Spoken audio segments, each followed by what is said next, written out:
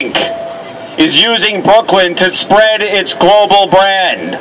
This criminal bank needs to get out of Brooklyn. Barclays out of Brooklyn. Barclays out of Brooklyn. Barclays out of Brooklyn. Barclays out of Brooklyn. Barclays out of Brooklyn. Barclays out of Brooklyn. Barclays out of Brooklyn. Yesterday in the newspaper, Forest City's mouthpiece, Joe DePlasco, said that the people who opposed Atlantic Yards opposed affordable housing and jobs.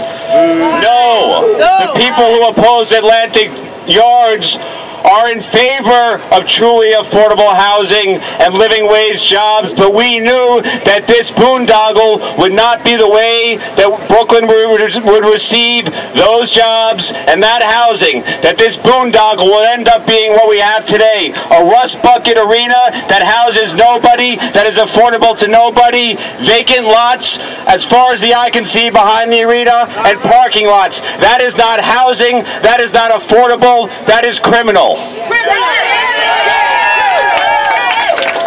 They promised Brooklyn 10,000 permanent jobs. This arena has 105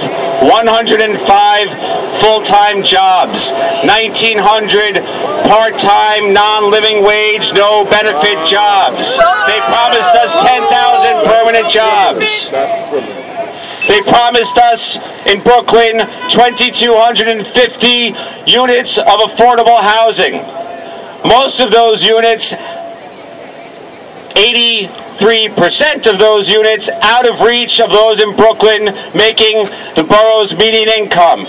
That's not affordable housing. They promised us 2,250 units of affordable housing. They have not broken ground on a single unit. Not a single unit. But they built an arena. They built an arena that houses nobody and is affordable to nobody. They've announced that they'll break ground for the first tower, a prefab tower, modularly constructed, which means lower wages for the union members who do get lucky enough to get work. It's an experiment. It's a 32-story modular building that's never been built before, and they're going to dump it in our community. And guess what? Of 386 units in that building, 9 will be affordable to families making Brooklyn's median income. 9.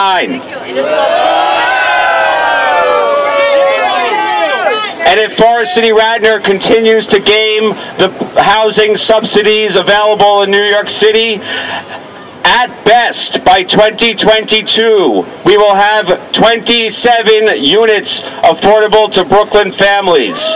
That's criminal. It's criminal. It's criminal. This is a land grab. It's prefab. You better get mad. It's a prefab land grab. Now, this space where we're standing at was once a public street, public sidewalks, people's homes, businesses. That arena was once a public street, people's homes and businesses. They're gone. Now this is a privately operated space. We are only lucky that we're allowed to be here today. If Forest City Radnor said, clamp down, we wouldn't be here. And I expect that may happen in the coming days and weeks and months, but we need to use this space to agitate. Yes. We need to use this space as often as possible to agitate against all of these land grabs, against the fact that we were played. Brooklyn was played. Most of us here weren't falling for it, but those who weren't paying enough attention were played. So keep coming back to this site. One last thing. Forest City Radnor partnered with Acorn and a group called Build. Those were the two main groups that signed the CBA. Acorn was responsible for the housing and would benefit from the building of that housing, and Build responsible for the jobs. Why are they not with us today? Where's Acorn? Where's Build? They're silent because they're business partners with the developer, not representing the community on this project. We invite ACORN and its follow-up organization, New York Communities for Change, to take the lead role on this. We, the opponents of Atlantic Yards, we tried to warn people, we told people that you better build affordable housing over the rail yards, because if you give 22 acres away in the heart of Brooklyn to one developer, he's going to sit on it and hold it hostage for decades, and that's what's happening. So don't blame us for this mess.